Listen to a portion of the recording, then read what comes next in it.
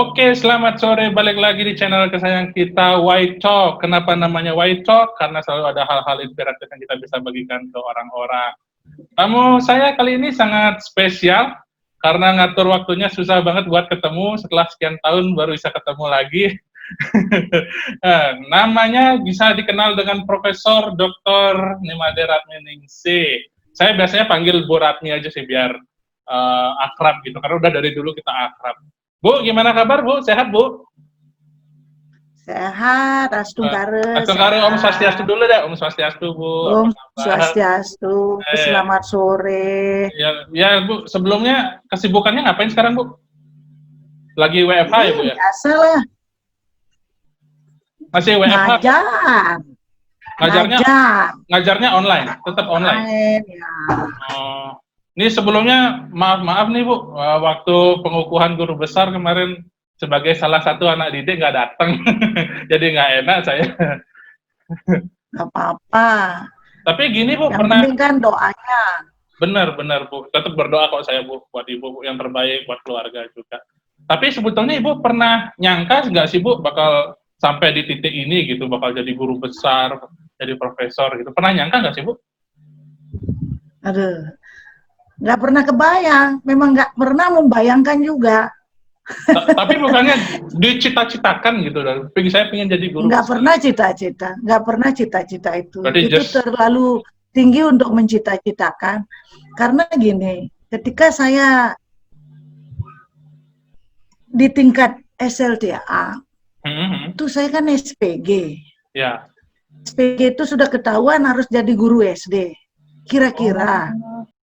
Nah, arahnya mana sih ada pernah cita-cita ya, mana ada pernah mencita-citakan jadi guru besar, nggak sama sekali ada di dalam benak ya. Cuman ya pokoknya jalani aja. Kalau kan misalnya nih, kalau kita tengah jalan, Ibu bilang oh berjalan saja gitu, kelihatannya gampang, tapi realitanya kan susah gitu. Soalnya di tengah jalan pasti ada struggle, demotivasi, titik jenuh, hal-hal seperti itu. Itu overcoming-nya kayak gimana Bu?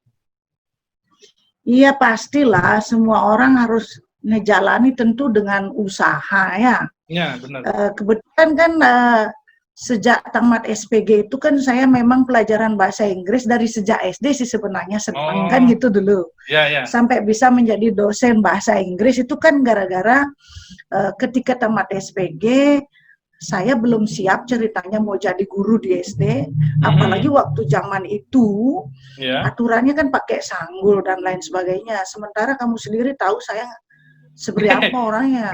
Nggak cocok pakai sanggul ya Bu. Terlalu feminin amat gitu. Ya terus. Lalu kemudian harus pakai sanggul ketika mengajar. Sehingga ya saya tidak begitu pede untuk disuruh ngajar dengan sanggul kalau di SD. Oleh karena itu saya minta sama orang tua saya, Pak boleh nggak saya kuliah di FKIP Unur, waktu itu saya pilih bahasa Inggris. Nah jalannya memang demikian. Nah kemudian karena akhirnya memang lolos si Penmaru waktu itu ya, tes masuk perguruan tinggi bisa masuk saya ke jurusan bahasa Inggris gitu. Nah itulah jalan saya menjadi pendidik khususnya dosen bahasa Inggris. Nah sekarang ketika menjadi dosen memang menjalani apa yang dijalani Tridharma perguruan tinggi pasti ya, mengajar, kemudian meneliti, termasuk pengabdian masyarakat dan kegiatan penunjang lainnya, misalnya ikut konferensi internasional, kemana, ke negara-negara lain seperti ke Jepang, ke Thailand, ke Malaysia dan lain-lain, itu juga dijalani. Jadi berusaha pasti untuk melakukan yang terbaik untuk mencapai semua bidang kelengkapan itu, sehingga pada tahapan tertentu kalau orang selalu dengan semangat mengikuti semua itu, bidang-bidang itu pasti akan bisa mencapai sampai pada titik itu gitu. Jadi kalau dibilang tidak mencita-citakan, memang tidak ada orang bercita-cita ke sana. Tetapi arah ke sana ada apabila kita lakukan semua bidang-bidang itu dengan sebaik-baiknya. Ya. Tuh. Tapi kan intensitas untuk melakukan itu semua kan tinggi, Bu. Saya tahu Ibu nulis harian Bali Pos mingguan, terus belum penelitian, belum ngisi seminar segala macam. Itu kan intensitasnya tinggi gitu, Bu. Nggak pernah ngerasa jenuh gitu, Bu, misalnya. Capek, males, nggak usah gitu. Pernah nggak sih, Bu? Syukur saya mungkin punya satu karakter saya yang mungkin Wahyu juga tahu, atau mahasiswa saya banyak yang tahu, saya tidak pernah kehilangan semangat untuk belajar. Itu ya, kuncinya Saya nggak punya boleh. kekuatan di semangat. Semangat untuk belajar, ya, melakukan apa saja. Saya selalu semangat, itu kekuatan saya. Ya. Itu saya pinter-pinter amat, masih jauh ada orang yang lebih pintar. Itu saya rasain sih, Bu, waktu masih Ibu latih saya untuk begini begitu tuh, saya rasain sampai malam lah kita. Kalau diinget-inget agak nostalgic juga ya, Bu, ya. Ya.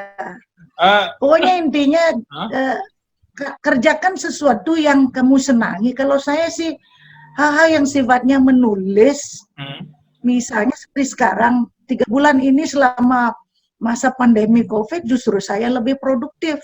Mengapa? Karena saya tidak suka keluar. Saya bukan tipe orang yang suka keluar, sehingga hal ini saya pakai positif. Saya bisa berjam-jam di depan laptop.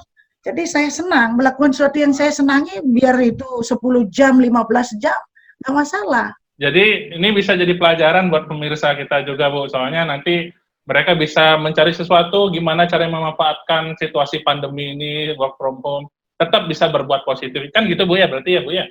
Iya, benar.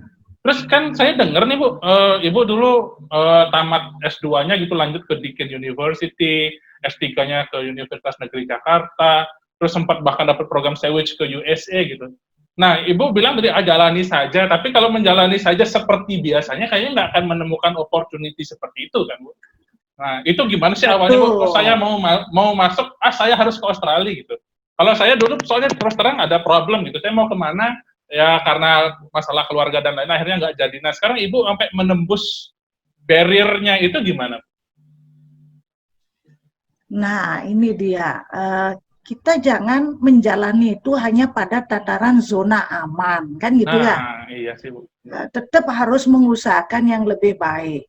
Semisal, ketika saya dapat S2 dulu di Deakin University, itu awalnya kan namanya bukan Deakin University.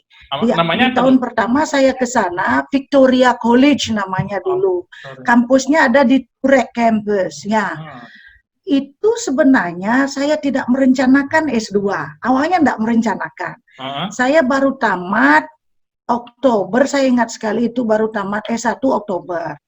Lalu saya dimintain tolong awalnya sama teman yang teknologi pertanian dari Denpasar, suruh membuatkan surat melamar program beasiswa S2 ini. Nah, ke Australia gitu.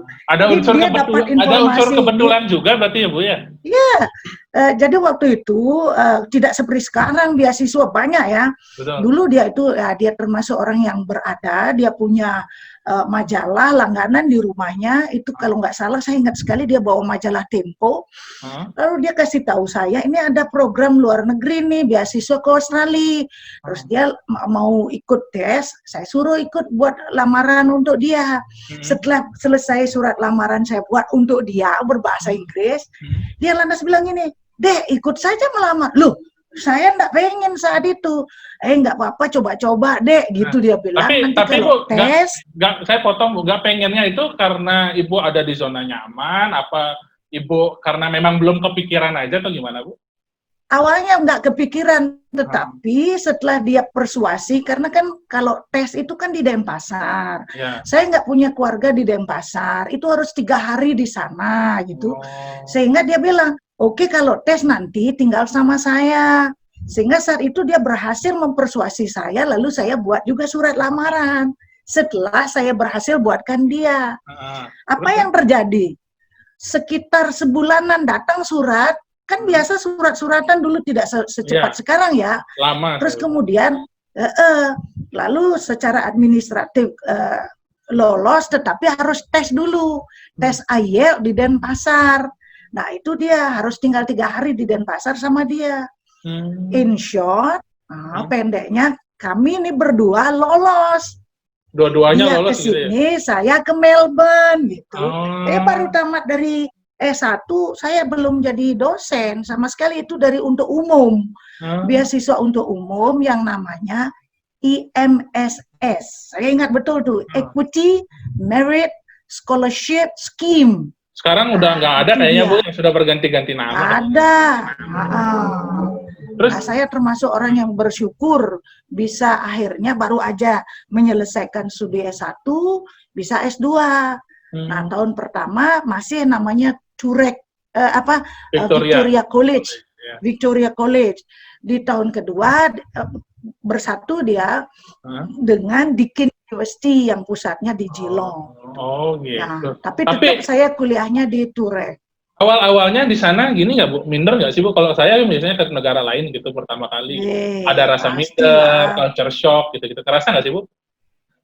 Sangat. Ya, sangat. Tapi kan mindernya tuh yang pertama. Lanjut Bu. Ya, minder yang pertama gini.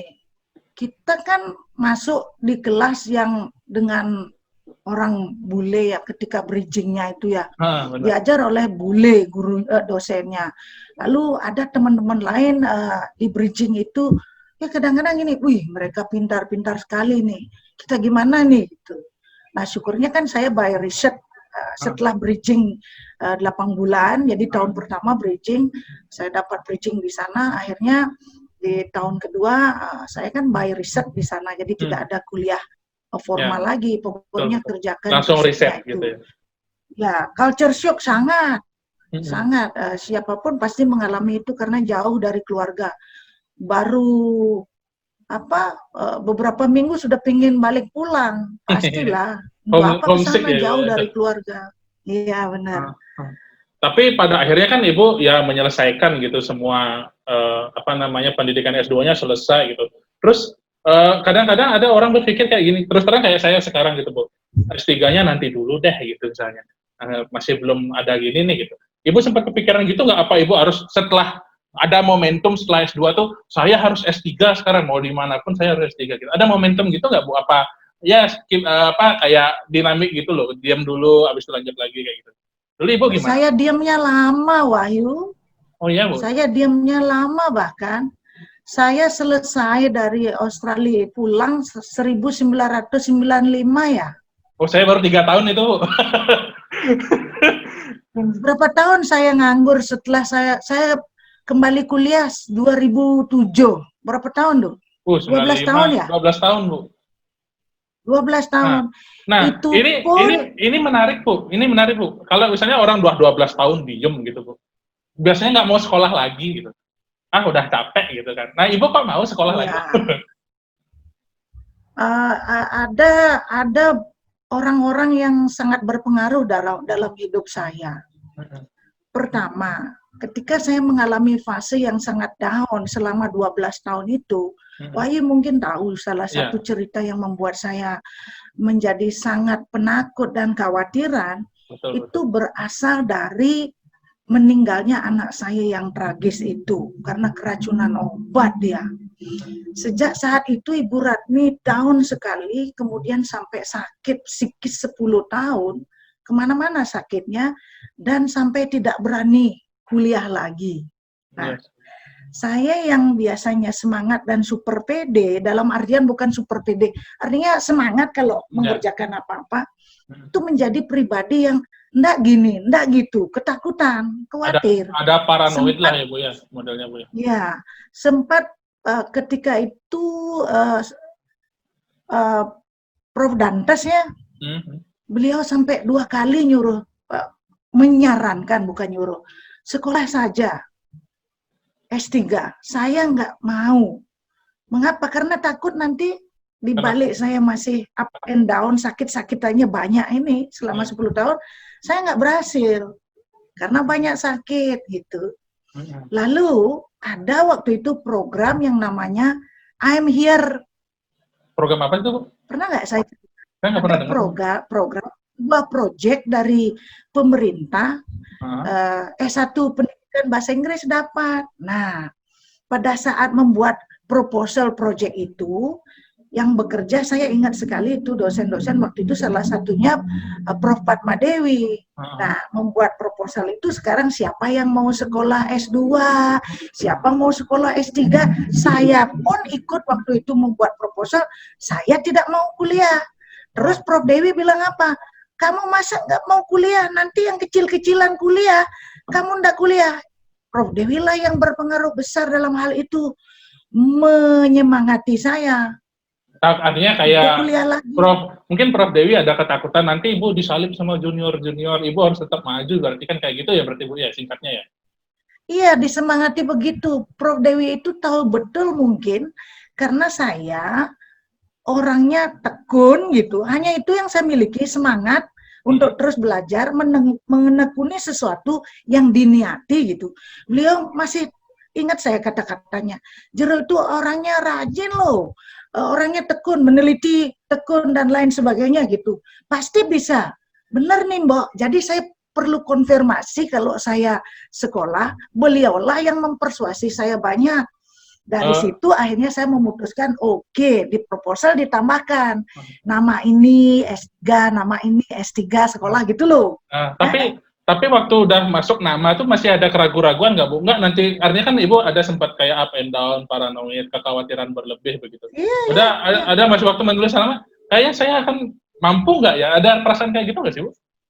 Oh iya pastilah, karena sudah lama tidak belajar, itu Hmm. kan akhirnya, aduh mampu nggak sih? Makanya ketika saya diskusi dengan Prof. Dewi menentukan nama di proposal, siapa Hmm. yang mau degree training gitu, mampu nggak saya? Dari sana tuh sudah mampu nggak saya? Karena saya begini nih, kelemahan saya masih labil dalam hal emosi saya karena ya ditinggal anak saya yang lahir di Australia itu. Siapa sih yang nggak sedih ya? Betul. Kesedihan itu berdampak pada kesehatan saya banyak, termasuk emosi saya yang cepat sekali depresi.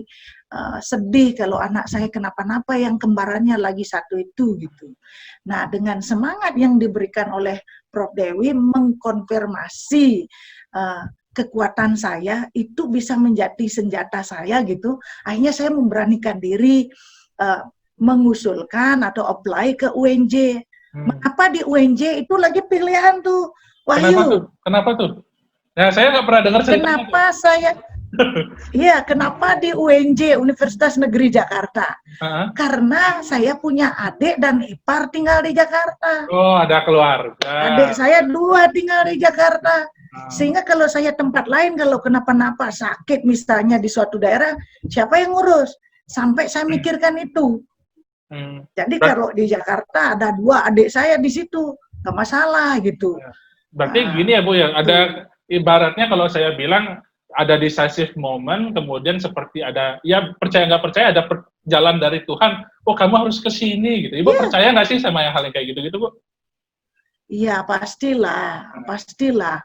Ah. Ini memang jalannya Tuhan. Akhirnya dalam apa namanya orasi ilmiah saya ketika pengukuhan guru besar, saya katakan juga sebagai rasa terima kasih saya pertama ya pasti kepada Tuhan yang akhirnya sudah mengatur hidup saya sedemikian rupa dari yang sangat down luar biasa, kemudian berani akhirnya mengambil sikap untuk kembali lagi studi S3 setelah 12 tahun. Kemudian di sana ada Prof. Padma Dewi, lalu ada Prof. Dantes. Ternyata Prof. Dantes itu memang benar sekali bahwa saya akan sehat bila saya sekolah. Bayangkan itu. Berarti Jadi saya setelah benar-benar sekolah fit banget ya Bu ya? Iya, saya bahkan berhenti dari obat-obatan psikiater 2007. Setelah 4 tahun saya minum obat psikiater, gitu. Benar-benar Jadi artinya benar-benar momentum bola banget ya. mujizat buat saya. Ya.